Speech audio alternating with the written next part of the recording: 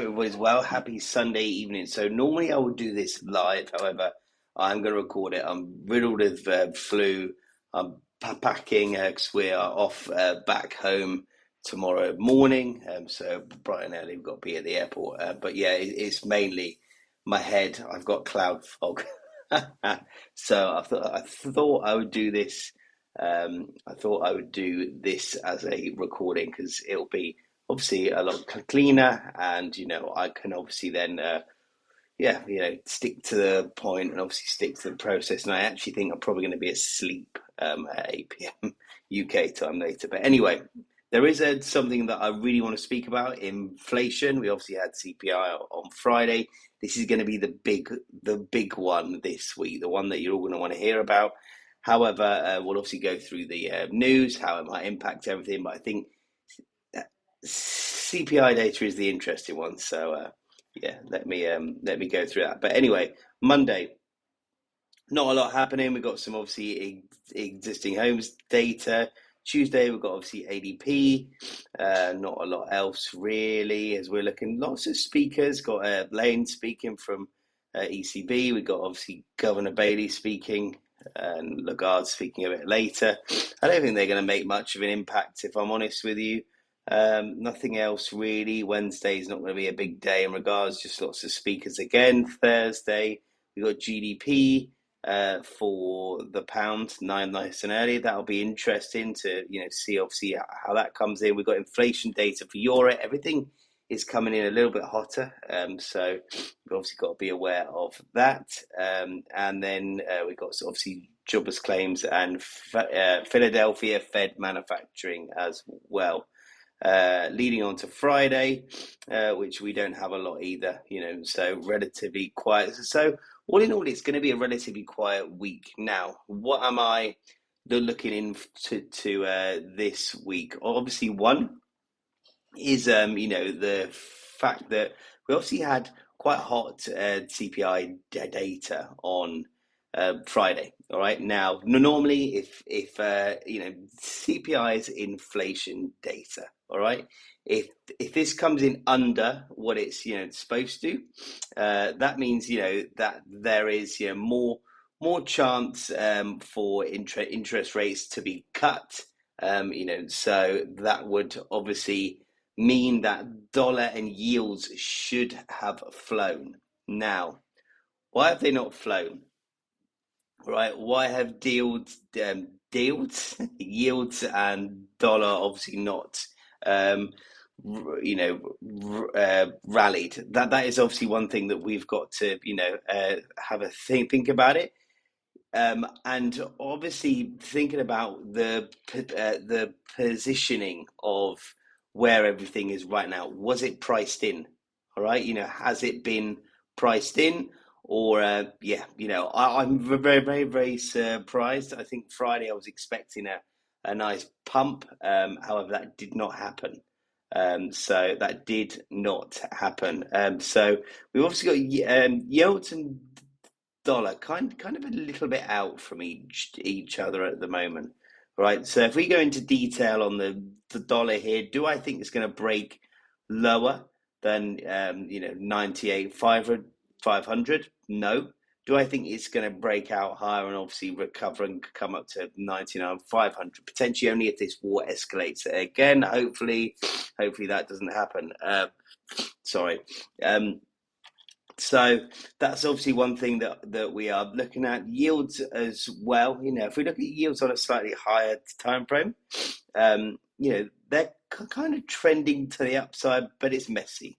All right. I would say that there's been a change of trend. You can see here, yes, they pumped up, nicely, but obviously we've recovered pretty well. So what am I looking into this weekend? Why? Well, obviously, one, I want to see how Asia opens. Like I said, I'm very, very confused about how the market reacted on Friday.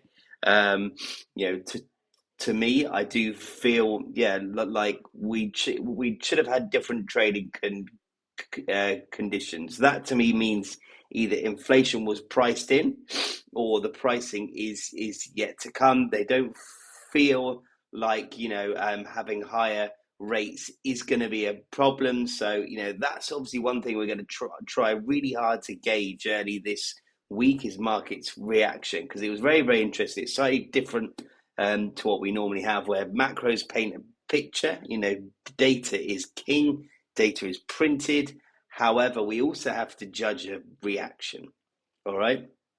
Now, the reaction from Friday is a little bit kind of, yeah, I know inflation's like that, but we don't think it's going to be like that long. That's kind of how I'm looking at it, and that's not great news for the dollar overall. And now, one thing that will also be interesting is gold. Because obviously de-escalation shouldn't pump up gold. All right, it just helps it recover to where it's supposed to be, and that's kind of what's happening here.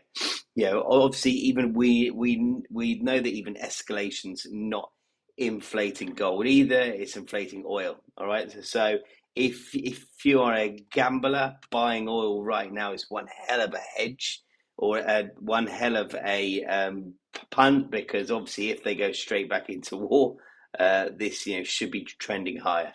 All right, but I don't think it's worth it.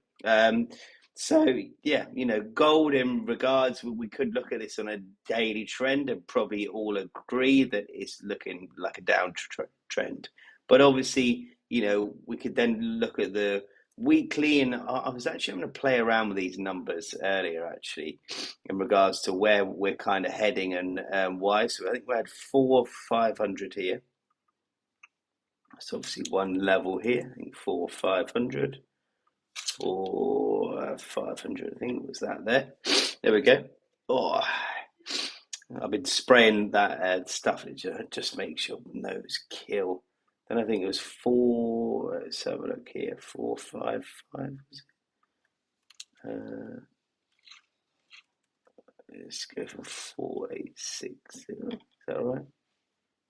So it looks about right. 4860. Okay. Anywhere around these kind of areas here, but obviously weekly, if we look at these on a daily, there's a reason why Friday we reacted from here, and it's because obviously previous support here. And this is one of the beauties of actually looking at higher time frame. You can see here we had clear 2 weeks, couldn't finish below or above here. We also had this test here, which is another 2 weeks on. So obviously what ended up happening last week when we had a bit of a pump, where did we test? Where did we reject? So we tested here. That was our Friday, tested here, and then we rejected. Yeah. All right. So we've always got to be aware of this. All right. Always got to be aware. And obviously that is one thing it'll be interesting to see. So gold, for anyone trading it, it'll be quite interesting this week. We've obviously got this nice area here. It'll be interesting to see if this breaks. We've also got we're now EMAs on our intraday time frame have crossed, so we also got this area here. That's going to be quite an interesting one. You can scrape that back if you want to. It's not a problem. And then a little bit lower, really, where would we be targeting? Probably if we break, escalation happens again, we'll probably look at trading back into this area.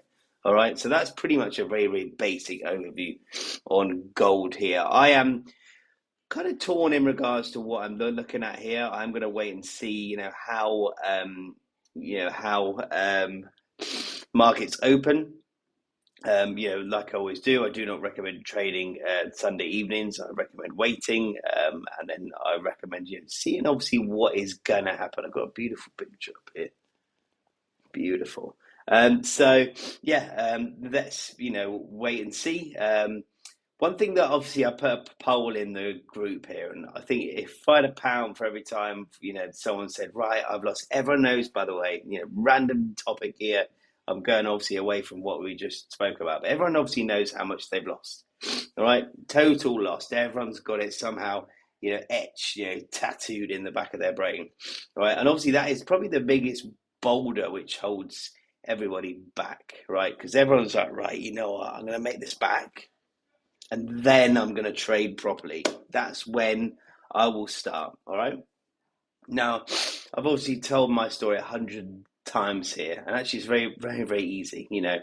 I obviously was on, probably last chance, and I got, set, randomly worked at obviously a ex-hedge funder's house.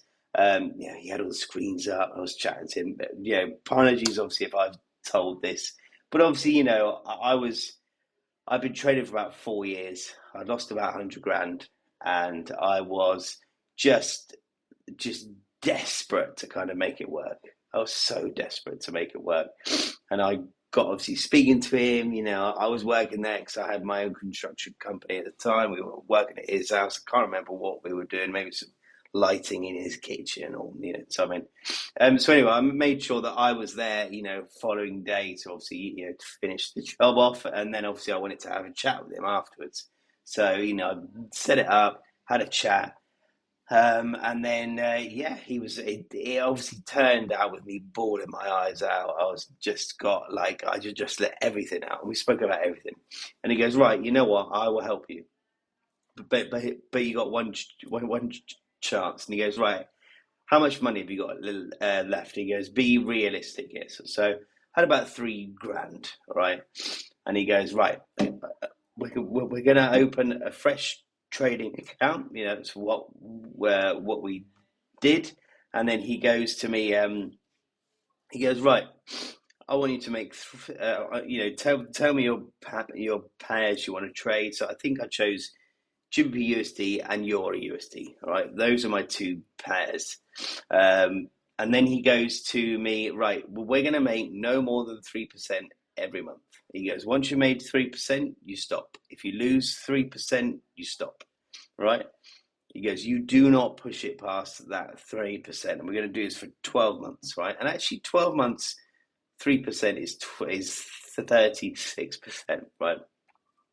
If I told you guys with like say 1,000 quid in your account, if I told you to make 30 quid every month, you'd laugh at me and go, "That's easy," but it is easy, right? That's the crazy thing. It is easy, um, and obviously, but basically, if you have got 12 months history, and this is no joke, and no one has ever shown me this yet. But if you have got 12 months history, like I've had, like I, am building up again, you know, um, I could even put you in touch with so many guys who would give you 100 grand, 200 grand, half a million. There is so many good guys out there. Well, anyway, as it happened, it was quite easy. 3%. I think the first month I did it within a week, and I was bored stiff. But and he obviously wanted to speak to me. I called him once a month, and he was like, "Look, it's cool. Just learn and now spend this time learning." And so I did 3%, 3%, 3%. My risk went smaller. My trades got smaller. I got a bit more, on it, on it, on it. And yeah, I did 12 months, and then he goes, meet me here. So met him. He had a friend there, and his friend goes, right, I'm going to put 500,000 in. And that's where I started. And in 6 months, he'd gone from putting 500,000 into a million in, and actually we ended up doing very, very, very well. We ended up taking that account to like 5 million, 6 million. And then I took a break, and then obviously I've started this one. So yeah, anyone could do it. It's very, very, very easy. You just have to have the patience, the routine, and yeah, it's not hard. But what I always say to everyone is, one, anyone here could have had a one-to-one with me, but very few of you haven't. Why? I've got it all. I show you everything. So that's one thing. Like, ask yourself why. All right.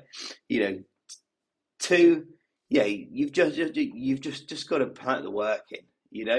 You've just got to put the work in. Be patient. Forget about what's happened. Think of it as education, and then move on. But the trouble is, the world we're in, phones, like everything's now. We've always got a headphone on. We've always got social media on. We've got the telly on. we've got the internet on, we've got this on, we go, go, go, go, go. And I think we are, we want to do everything, right now as opposed to putting in the hard work. And I challenge everyone to think about the job you're in right now and how long it's taken you to get into that job. And if you had that expectation of trading to take you 5 years, 6 years, 10 years to get into the position that you are in, but you'll probably be on quadruple money that you're on, then that's obviously the way to go. So yeah, right. Hope you guys have enjoyed this. I'm going to try and do it live in the morning. I might be at the airport, so I might not be able to, but obviously the trades will be posted as normal. So yeah, have a great evening, everyone, and yeah, let's smash it. Have a good one, guys.